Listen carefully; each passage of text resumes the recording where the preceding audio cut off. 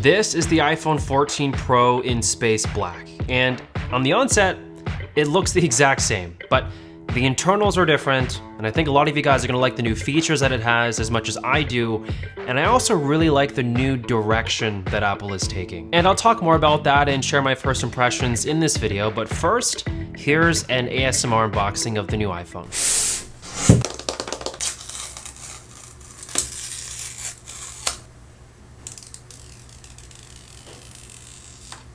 Okay, so there are three big takeaways we'll discuss in detail for the iPhone 14 Pro from my first few hours with it. Number one, the new display is interesting. The dynamic island is really cool, but it's not perfect. There is a glaring issue, full pun intended, and we'll talk about that later in the video. Number two, the cameras are much bigger, and like every iPhone, I think this is still the king. It's the best, most complete camera system that you can buy in a phone today. And number three, Apple openly cares about your health more so than any other smartphone company right now, and I want to start there. The new iPhones have two literal life-saving features that I'm just going to quickly go over in this video. Number one is crash detection. Your iPhone will call 911 immediately and notify your emergency contacts in the event of a car accident. Number two is the new emergency SOS communication via satellite. The purpose here is to give you peace of mind when you go off the grid where there's no reception and you find yourself in an emergency. You answer a few questions to assess what kind of emergency that you're in, and then once you complete them, you are directed to point your iPhone to the satellite until you establish a good enough connection to send your answers, location, medical ID, and battery life to a dispatcher. And a fun fact, you can share your location in Find My via satellite with your friends and family so they always know where you are. I know to some of you this might seem like minor features that you may never use. You may never be stranded. You may never get into a car accident. But if you do and you find yourself in those situations, this is the only smartphone today that could probably save your life in that situation. Before we keep going, I want to thank today's video sponsor, Satechi. They sent over their 3-in-1 wireless charging stand that powers your iPhone, AirPods, and Apple Watch all in one beautiful stand. This is the stand that I use every single day on my desk, which is why I have no problem recommending their products. If you guys are interested, I'll leave a link at the top of the description down below for you guys to buy it today. Thank you so much, Satechi, for sponsoring today's video. Before we talk about the new display, I actually did have some concerns about the new space black color that you see right here. I was hoping that it would actually look different compared to the space gray, and I can confirm that it does. It's a much darker hue of gray across the entire iPhone body, and the stainless steel rails are much darker as well. I personally think that this is the color to buy for most people. Okay, it's display time. The iPhone 14 Pro display is great. I actually really like it.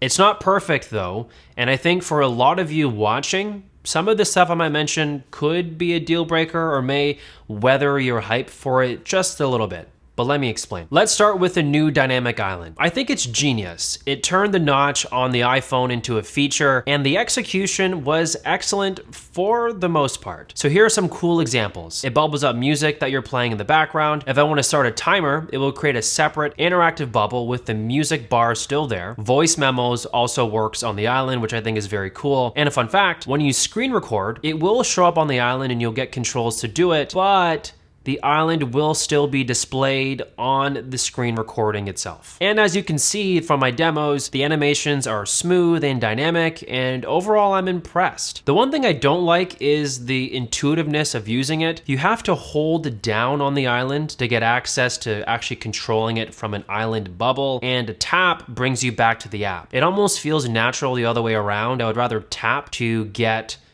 into the controls of the island and then hold to open the app.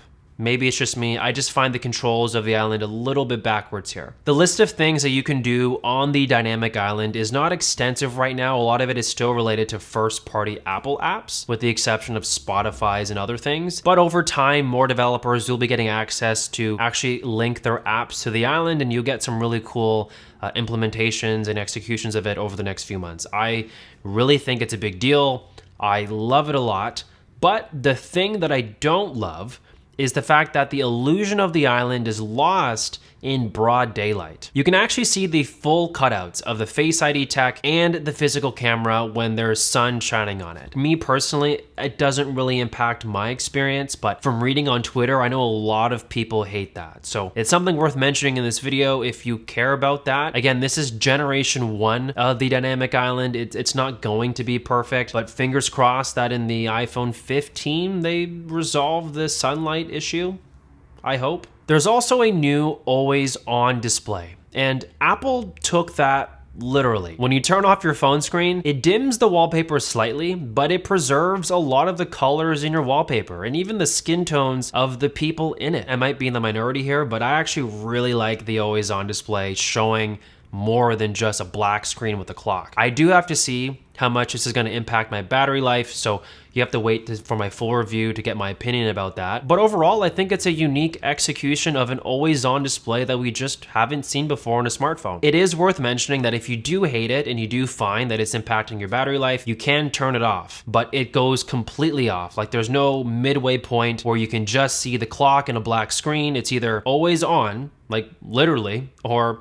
completely off. Maybe in a software update, they'll fix that and give you the ability to just have the clock show up. I think that that's worth adding. Okay, so now let's talk about the cameras, specifically that brand new 48 megapixel sensor on the primary camera. The sensor is 65% larger than the iPhone 13 Pro, and you can literally see the difference on the size of the camera modules in real life. As for the photos, again, I've only had this phone for a few hours, but here are some quick conclusions that I came to. I took a photo of my condo view with both the 13 Pro and 14 Pro, and when you zoom in, the 14 Pro holds more detail in the image compared to the 13 Pro. The same was true when I took a picture of a fake plant. When you zoom into it, there was more detail on the leaves themselves on the 14 Pro compared to the 13 Pro. There's also a brand new 2x telephoto zoom that you can do on the 14 Pro that actually doesn't make use of any digital zooming at all. It's making use of the middle 12 megapixels in that 48 megapixel sensor, and I tested it out with one of my little baby Yodas, and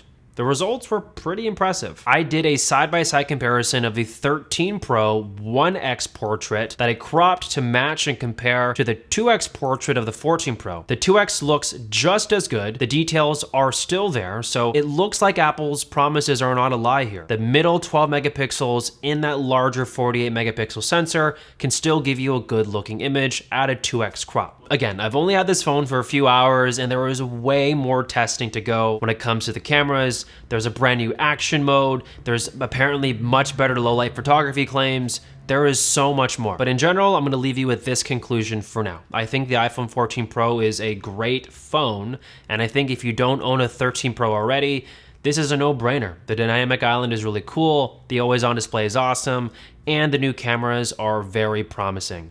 I'm just not sure that if you own a 13 Pro, if it's worth jumping to the 14 Pro. I think you could probably wait another year or two. But anyways, make sure to subscribe. A brand new full review will be out in a couple of days. Drop a like and comment hashtag iPhone 14 Pro if you finish the video. But anyways, I'll catch all of you guys in the next one. Peace.